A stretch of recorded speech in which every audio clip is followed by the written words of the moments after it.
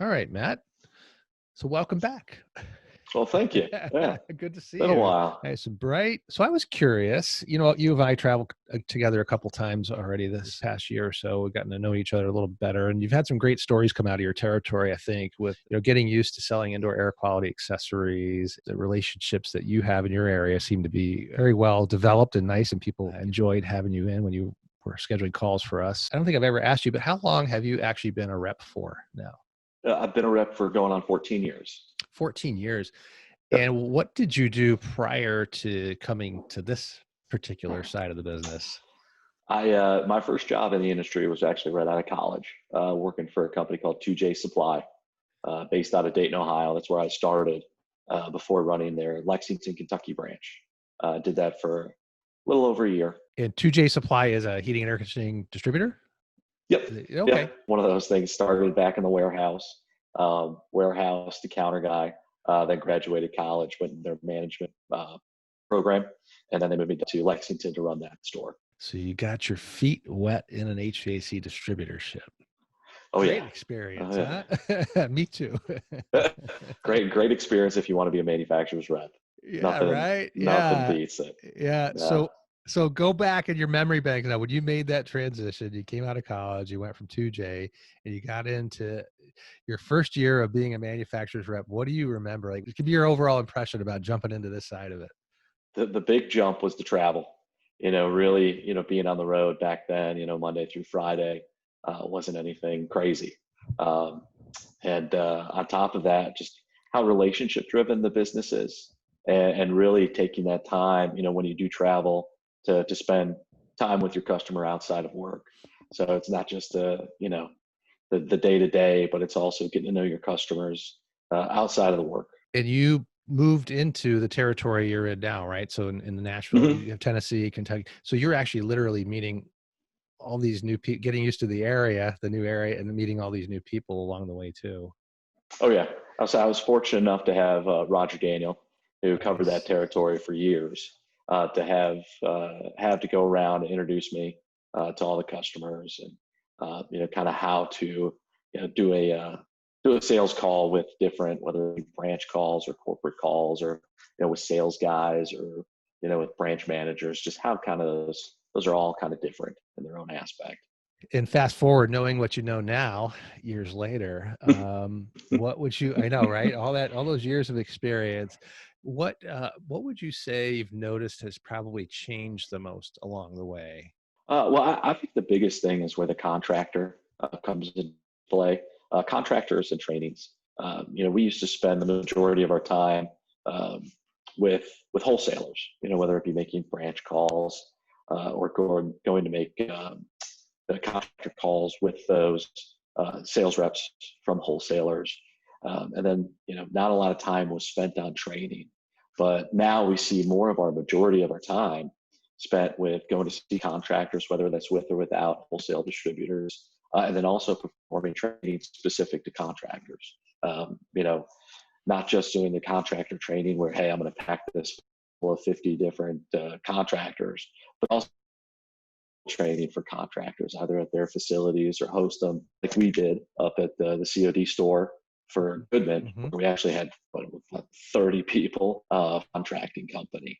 So just to take that focus and really drive it to the contractor, very contractor specific, trainings, is really where I've seen the majority of our time start to go. So, would you say, as a manufacturer's rep, our value and what we could bring to distributors is even more, it's a bigger role than it used to be? Would you say it could, because of what I would say, what I'm getting at is there more pressure Mhm. on distributors to to offer these contractors more services, and do we fit into that scheme even more so today than we have before? Oh yeah, no, I mean calling on contractors, doing contractor specific trainings, it's kind of a must have. I mean, most distributors are asking for it right now. Even the ones who don't ask for it, they really see the benefit. Where if you did go make a sales call on their behalf and walk that customer to them, that's really an eye opener for them. So they understand, boy, I need my manufacturer's reps to to work as a sales force for me, and they see the benefit to it. Not just walking in orders for them, but also helping to get their contractors understand, for instance, like with IAQ, the importance of it, and how to sell it. That's always been the thing, is that distributors can do a great job of helping promote, stock our product to where contractors can come in and get it. But sometimes where they really need assistance is getting the contractors to go out there and sell it. And that's kind of been where we've breached that gap. Here's another interesting part of this. So a lot of distributors have their own sales people too. How have you seen those guys and their roles fit into this as well? Well, from what I can see in most of my territory is there's two types of sales guys on the distributor side. There's the sales guys who they want to sell equipment. There's the sales guys who want to sell supplies. Most your ductwork, your grills and registers, your tape, kind of those large volume moving items, especially in RNC versus add-on replacement. But what I've kind of helped those distributor sales guys get to, especially on the equipment side, is to how to package IAQ products with that equipment. And then on the supply guys is to also work with the contractors on stocking their product, their IAQ product, with all those other supplies, and not forgetting kind of that third tier to our industry, which is air quality. Not just air distribution, not just equipment, but also with IAQ. And they've been very receptive to that. So the bundling of indoor air quality accessories is a big part of teaching those guys that part of it, not just to think about equipment, but everything else that goes along with it. Sure, and to the equipment guys do a really good job of having great relationships with their dealers, and those guys have kind of that upper level meeting with the owners, meeting with the service managers, things like that, to where if they could introduce IAQ and get those guys trained and get that product offering in there just with the equipment, they've seen a lot of through that.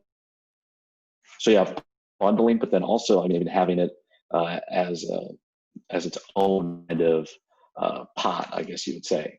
You've got IAQ, you have equipment, supplies. Yeah, I know. I've seen in my travels, on TV when I visit different cities and contractors are advertising on TV. There's always, the hot thing right now is, smart home bundles. Here's your smart home, here's your smart thermostat.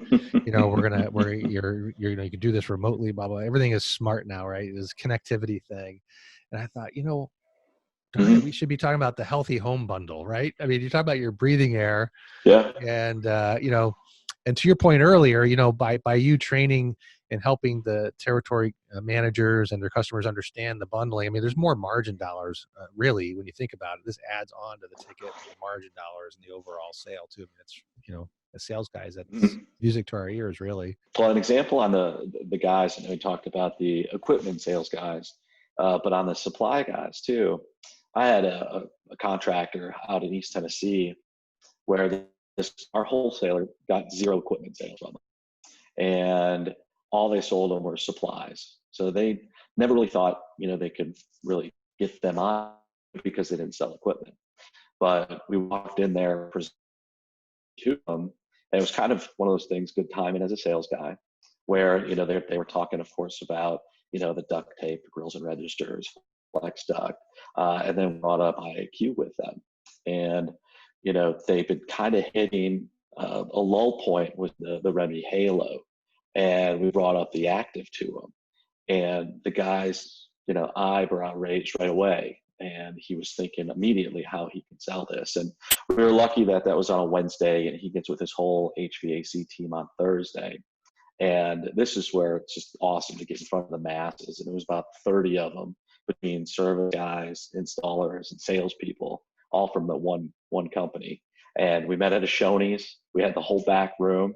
So we were walking around, we were showing them the product, handing out literature, introducing ourselves. And just that one day, this company went from selling them nothing but parts and supplies to now where they sell them all their IAQ. And then one day they went out and they sold 11 actives that one day. Wow. And The, we the got day of the training. You had training in the morning the, and they went the, the day of the training, out. and then they went out and sold 11 of them. So uh, that was a good story. That's great. Yeah, I do Uh, remember you calling me now, all excited about that particular instance. So go take a step back. What was it that got them interested in the first place when you were in the office? what really great at them was, the bipolarization part of the active product. Kind of going in there and talking about those three segments like we always do: particulates, bacteria, viruses, and VOCs, and just kind of talked about how, the Remy Halo doesn't have that particulate part. It doesn't really take care of the dander, the dust that's in the air, and how our product, has that technology on top of the photoionic oxidation, um, and how that could be used and sold out in East Tennessee. And in East Tennessee, actually throughout the whole state, there's a lot of allergies. So these contractors know that's what hits home is when you go into a homeowner and be able to talk about allergens. So the strength of the active is what caught their attention. The amount of ionization compared to the Remy Halo is what it was, right? I think the 2 million ions versus the 20,000 ions, and actually, it was basically the exponential effect of getting more out of the air. That was one thing also, and the other thing also was, walking in there with the video brochure, showing it to them. They've got a few of the video brochures that their sales guys go out and use. But the big thing was just talking to them about how, Dust Free is wanting to help them sell more, and give them the tools to do it, whether that be the video brochures or the homeowner brochures, or, just me being there to trainings, working with local distribution to make sure they have inventory for what they need. It was just a little bit more reassuring from what they've had to deal with the Remy in the past as well. So by virtue of helping them talk about and reinforce and sell with that video brochure, it's a nice tool to have, as we call it, the kitchen table, when they're talking to the homeowner. They appreciated that. Well, it sounds like it worked. It did. It did. And that was a little while ago. Have you heard from them any follow-up stories or follow-up activity out of that particular contractor? Because that's been a couple months now. Just curious kind of. Oh, they're continuing to sell the active, and it's going to be really interesting now getting into the season here in the spring, to where they're really going to be promoting it. And then, of course, they pair the two together. They pair the active along with our germicidal bulb. So that's kind of their selling strategy there, is to pair those two products together. And just out of curiosity, is that particular contractor selling media air cleaners along in conjunction with those devices as well that you know of? They do, but the media cleaners, they offer them, but the sales guys, the service guys, they get really excited talking about the active product versus having that media cleaner in the system. That's actually kind of standard for them. They put that in there for all their add-on replacement work. So, but yeah, the UV and the active product is how they kind of try to upsell. And the company spiffs their service guys pretty well too, with putting that product in and selling it. Interesting, because we actually do that. That's really interesting to hear, because I have noticed too, in travels from my end, too, a lot of the successful contractors actually do spiff their own sales guys, and in fact, their field technicians and installers too. So that's interesting to hear. It sounds like they took the ball literally and ran with it. That's a wonderful story. So let me ask you, what are you excited to early in this year? What do you see going out in the rest of this year? What are you excited about, Matt? Well, I'm just kind of excited to get into the spring season. Try to get more contractors in. I already have a couple more scheduled for up in Kentucky, come here in the next couple of weeks. So that's just trying to get in front of contractors right now, trying to get them on board with putting IAQ into their offering, and do trainings. That's awesome. Keep doing it, man. Keep killing it, Matt. I really appreciate you spending time with me today and telling your story. I want to share it with everybody else. It's a great, the secret sauce, man. You're just getting out there, getting in front of contractors, helping them and their distributors in training and education, and just telling the story, baby. Keep telling the story. You're doing a wonderful job. That's it. Appreciate all your efforts. Thank you. Hey, Rob, thanks. Thank you.